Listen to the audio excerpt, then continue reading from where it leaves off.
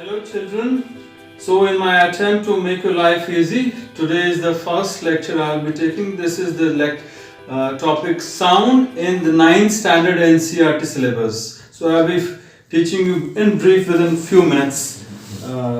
So sound. What is sound? It is basically a form of wave, mechanical wave, which travels in all the directions. When you speak, your sound goes in all the directions. Why it is called mechanical wave? Because it requires a medium to travel. Does light or electromagnetic waves require medium to travel? No, but sound requires. So it is a mechanical wave. Now, which all mediums sound can travel through? All three mediums: solid, liquid and gas. It travels fastest in solid, then its speed is medium, little less than solid in liquid, and in gas it travels slowest. Then let's read and how it travels in medium airs. For example, it travels by compressions and rarefactions. When you speak, your voice is not traveling, but your voice is giving a push to the air in front of your mouth. That is basically the vocal cord in your neck. It generates some vibrations. Those vibrations are pushing the air in the medium, and these travel from the speaker to the listener in forms of compressions and rarefactions. Now we'll study about characteristics of sound.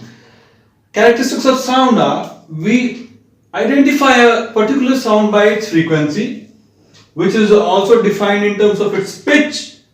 Frequency is measured in terms of hertz, is the unit, SI unit of frequency of a sound. Now when a sound is generated with multiple frequencies, it's called note. When a sound is generated with single frequency, it's called tone. Then next characteristic of sound is amplitude. Amplitude defines what is the volume of the sound. Next is the speed of the sound. Speed of the sound, as we learned, it is different in solid, liquid and gas. That is why one of the important characteristics is speed of the sound. Another characteristic of sound is intensity. What is intensity? Amount of sound energy per unit area is called intensity of the sound, right? Next characteristic of sound is multiple reflections. Sound can also reflect in a room from different walls to different directions and come back. And this feature of multiple reflection is utilized in technology like stethoscope. Your heartbeat is listened by multiple reflections through a cord up to the ear by the doctors in the stethoscope. And in the halls, we use this technology, make the halls corners curved so that the sound waves hit the walls and they're concentrated towards the audiences. And sometimes this technology is used in megaphones, so that we focus the entire energy which travels in all the directions into one direction where we want the sound to reach. So the next characteristic of sound is echo. Echo means what? Sound hits a distance and comes. You can hear a sound like in hills. When you speak out, after some time your sound is again coming back after hitting the hill in front. So in this some technicality is there, that you can hear sound distinctly if the time difference between the sound reflected and the initial sound is 0.1 second. If we know the speed of the sound and we know the time in which, for echo to take place, 0.1 second is the minimum time difference required between the initial and the reflected sound, then some minimum distances have been calculated, that your reflecting surface should be minimum 17.2 meters away from you, right? So this was about echo. Next is reverberation. Reverberation is nothing but a sound which persists for some time due to repeated reflections. When a sound holds like in cinema halls and all, sound reverberates because of multiple reflections. It persists for some time. So these are the characteristics of sound. Now we come to a basic formula. Since sound is a wave, so how we know that basic formula: speed, distance, time. So speed is equal to distance upon time. Now in case of sound, distance is what? Because it is a wave, the distance it travels in a particular time is called wavelength. So for distance I take lambda. Lambda is like a distance traveled by a wave. and t is the time taken for a wave to travel one point to a periodic motion. So sound is does a repeated motion. No, it is a periodic wave. So one say from in this wave diagram, if we see its peak is crest, lower portion is called trough. Difference between this where it started like this point to this point is time period it takes, right, for the repeated motion of the wave which is taking place in form of say a sine wave, if I equate to.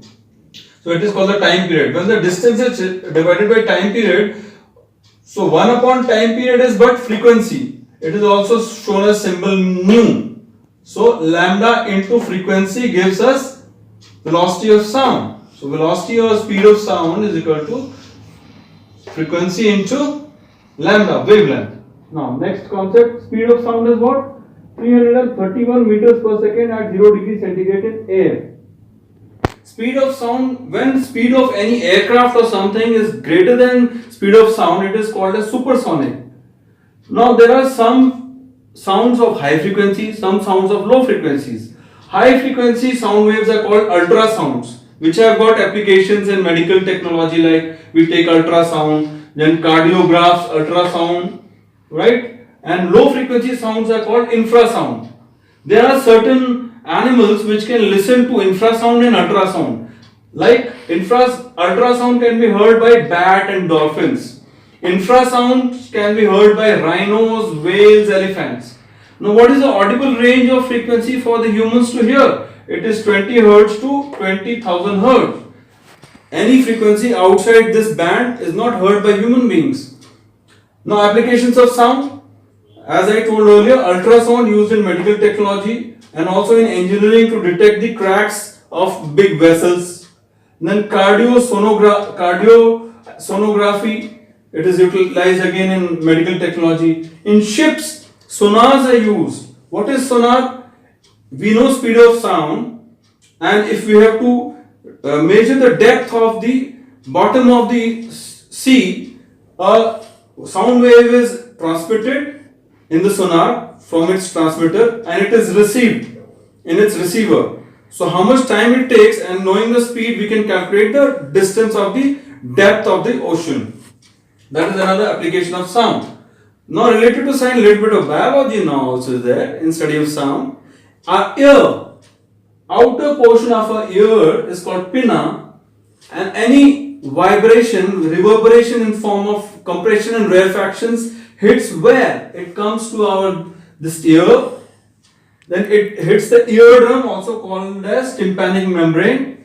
It starts vibrating our eardrum, and the vibrations are nothing but pressure which is created, is amplified by 3 bones in our middle portion of the ear. These 3 bones are called as hammer, anvil and stirrup. These amplify the pressure-based signals received by the eardrum in form of vibrations.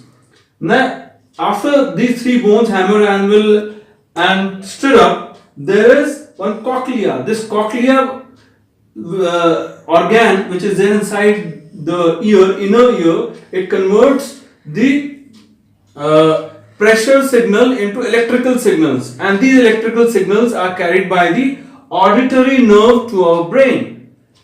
So I have finished the complete chapter of sound. Congratulations children. So you can watch this video before this is taught in your class or before going for your exam. Just watch this video. How many minutes it is? It will take for you to understand the complete sound lesson. Thank you.